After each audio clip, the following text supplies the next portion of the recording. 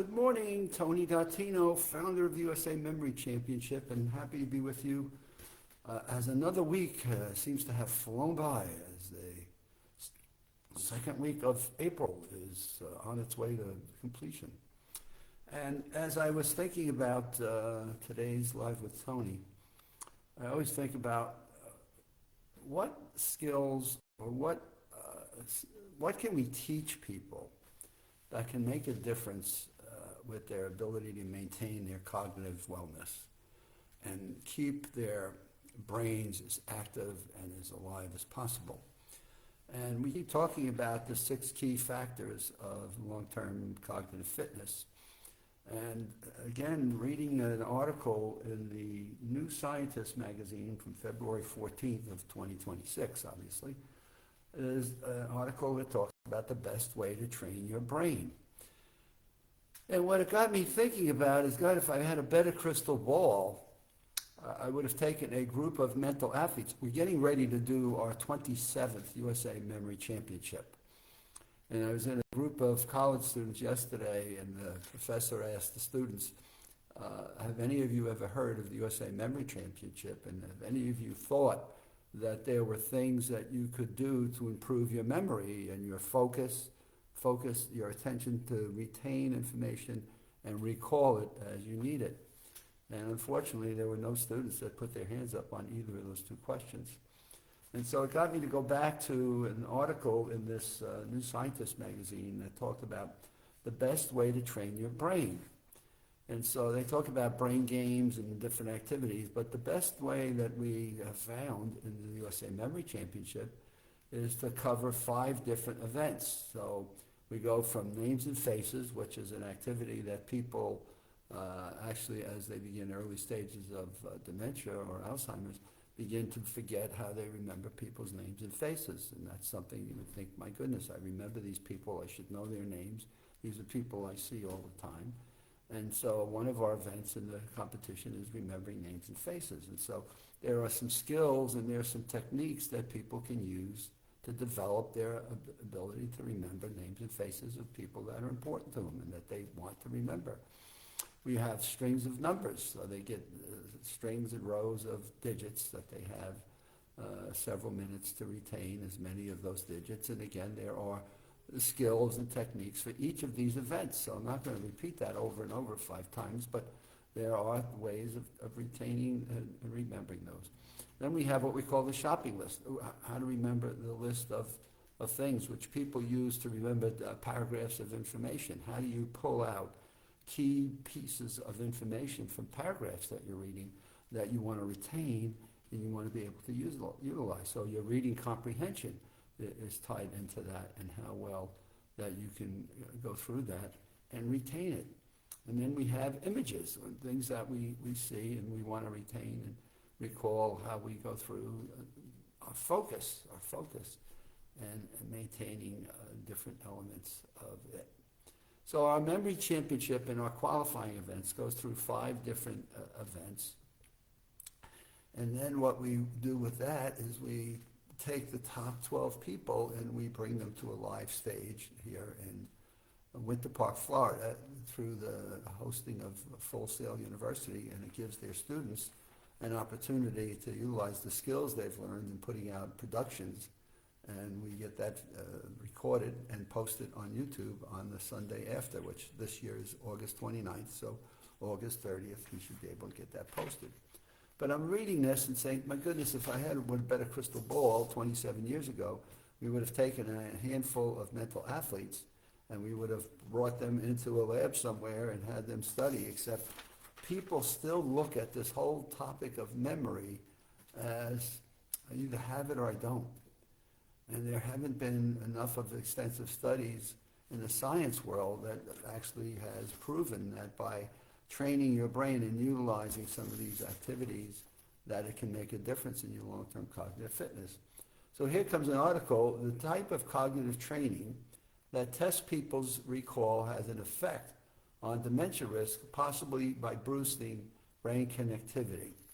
So the principle here is, okay, if I learn how to improve my memory so that I'm constantly learning, growing the neuronal connections of all axons and dendrites, inside of our brain, the neural pathways that create our memories, then that builds up a muscle-like fiber in our brains, or muscle-like connections in our brain. And the more of these that we can create, and the more focus that we have on these, and we build them into long-term memory, the better off our overall mental health will be over a period of time.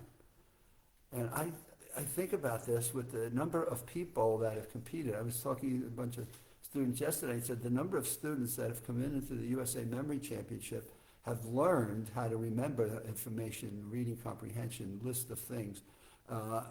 They've gone on to medical school. It's just been one of the benefits and one of the sidebars of the USA Memory Championship. So we've got the evidence of this in terms of people's lives, but again, here's a clinical study that's done. So in that clinical study, they talk about what they've gotten people to do in terms of practicing different ways of retaining information. And over the long term, what are the benefits of this been? And this was interesting because it was a 20-year study, which I hadn't thought about, in fact, or hadn't read that anyone has ever thought that far ahead when it comes to our memory and did this 20-year study. What they claim here is that the results from the booster group might reflect that training has a dose-dependent effect, and that future work should focus on this. What's the optimal amount of training? So we're all looking for what I call the easy pill. Okay, well, gee, let me put a limit on this and figure out, so how many brain training exercises should I do? And what I've always worked on in the 27 years of the Memory Championship, as with names and faces, list of words, reading comprehension, is to basically get people to practice and utilize things that they'll use in everyday life. Thus, their utilization of the skills is pragmatic and is useful to people in a way that it impacts their lives on a permanent basis.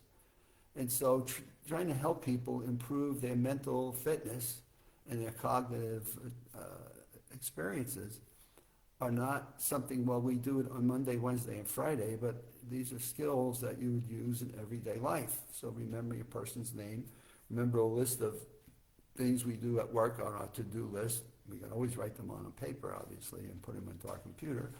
But the fact is there are things that we can do that we train people to work on that they utilize in everyday life. Professional exams. I've got an exam I'm taking for a project course, or a medical exam, or I'm doing something for a leadership workshop. Nurses that are trying to practice for their licensing, nursing licenses. So what are we teaching people that can make a difference? And so I found this interesting that they talk about that the claim to this is what can we do to impact people's lives over 20 years, and what speed training and what limits are there? And I'm saying, should there be any limits on things we learn that we can apply to everyday life and we utilize them? Therefore, when we're meeting new people, when we're trying to remember things that we need to do for the day, we call it a day, we get our sleep, we've done an exhausting day, and we may be stressed a little bit, and now we want to get a good night's rest. So aren't these things that we are doing every day? And so what was good is that their take-home message really, I think, hits a good bullseye here, is that not everyone should go into a basement and start doing speed training on a computer. Again, the things we do with our memory training are not to do that. But the implicit learning may be beneficial in delaying the effects of an Alzheimer's disease. Learning a new sport, building your motor skills, maybe it's swimming lessons, maybe it's a bike, maybe it's just taking a walk. We're finding more and more about the benefits of just walking. Producing long-lasting effect. Let me just go back here. But activities and implicit learning may be better. Learning a new sport, a new vacation, or a new craft, a new hobby. Changes in the brain that drive enjoyment that also allow you to expand your social interactions, which is an interesting link that they made. I thought it was superb. That they recognize that building your cognitive reserves also may make you to be a little bit more likely to be sociable. And I thought that was impactful because what we've learned in the last several years is the importance of not being isolated and having social interactions and what its benefits are to our long-term cognitive fitness. So I enjoyed reading the article, and it's a shame that several thousand people were in this 20-year study, and I think those that continue to do their training and not put a limit on it, but find pragmatic use for the things they've learned on a day-to-day basis really have the most benefits. And to that, we're off getting registrations for our qualifying events, July. So if you've got any interest, in, take a look and give it a go and see what your mental skills are, and then put yourself on an improvement plan on things you're going to do. Remember names and faces, remember lists of things, remember numbers and things of that order. Have a great weekend. My goodness, I think about it, looking outside, it's sunny. I'm in Windermere, Florida. It's going to be 82 degrees this weekend. And off to the pool I go. So have a great weekend, and we'll see you back here on Monday.